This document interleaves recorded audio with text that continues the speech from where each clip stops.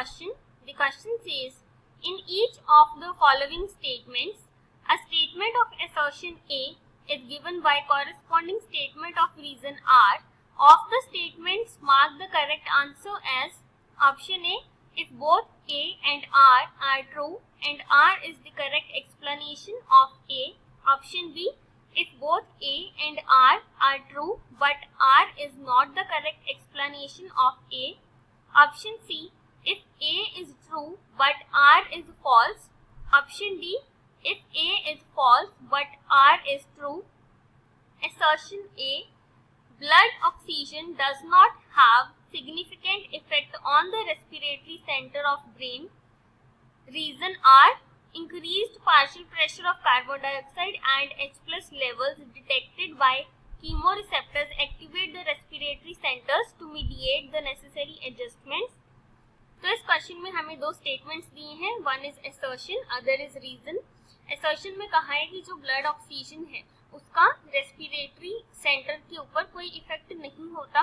Reason दिया है कि जब कार्बन डाइऑक्साइड का पार्शियल प्रेशर इंक्रीज करता है या H+ आयंस का लेवल इंक्रीज करता है तो इसको कीमोरिसेप्टर्स डिटेक्ट कर लेते हैं एंड ये जो कीमोरिसेप्टर है आगे रेस्पिरेटरी सेंटर को एक्टिवेट करते हैं ताकि वो नेसेसरी एडजस्टमेंट्स कर सकें.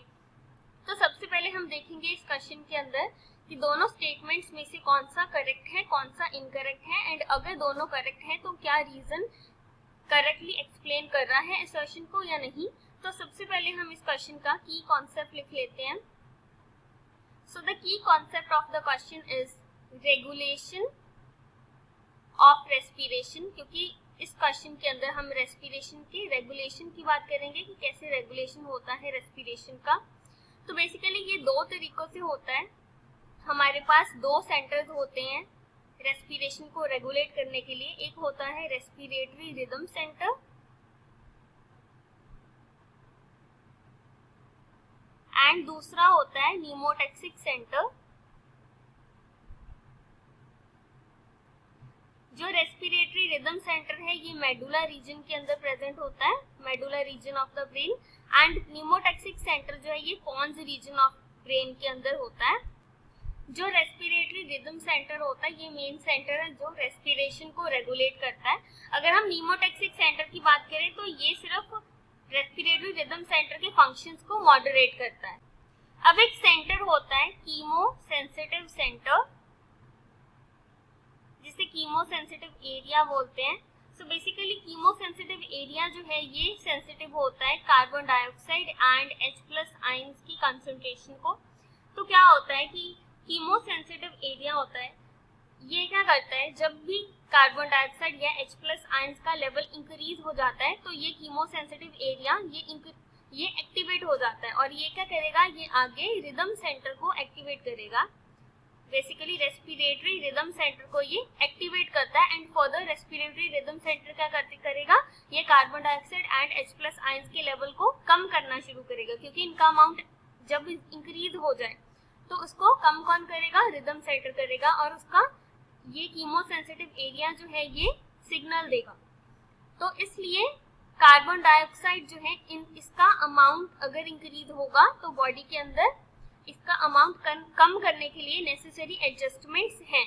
अब अगर हम बात करें ऑक्सीजन की कि ऑक्सीजन का क्या रोल है, तो ऑक्सीजन का रोल कोई भी नहीं है रेगुलेशन के अंदर. सो हम लिख सकते हैं role of oxygen in regulation of respiration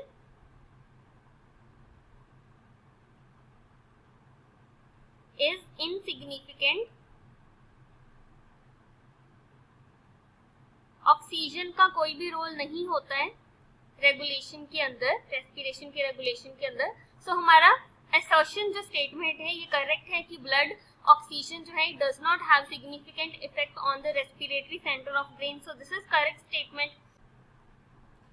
यहाँ पे रीजन दिया हुआ है कि जब पार्शियल प्रेशर कार्बन डाइऑक्साइड का एंड H+ आयंस का लेवल इंक्रीज करता है तो कीमोरिसेप्टर्स उसे डिटेक्ट करेंगे, रेस्पिरेटरी सेंटर को एक्टिवेट करेंगे ताकि वो नेसेसरी एडजस्टमेंट कर सके और इनके लेवल को कम कर सके. तो ये भी स्टेटमेंट करेक्ट है एंड जो रीजन है ये करेक्टली एक्सप्लेन कर पा रहा है असर्शन को. तो यहाँ पे हमारा करेक्ट आंसर हो जाएगा option number A, that is both A and R are true and R is the correct explanation of A. Hope you understood it well. Best of luck.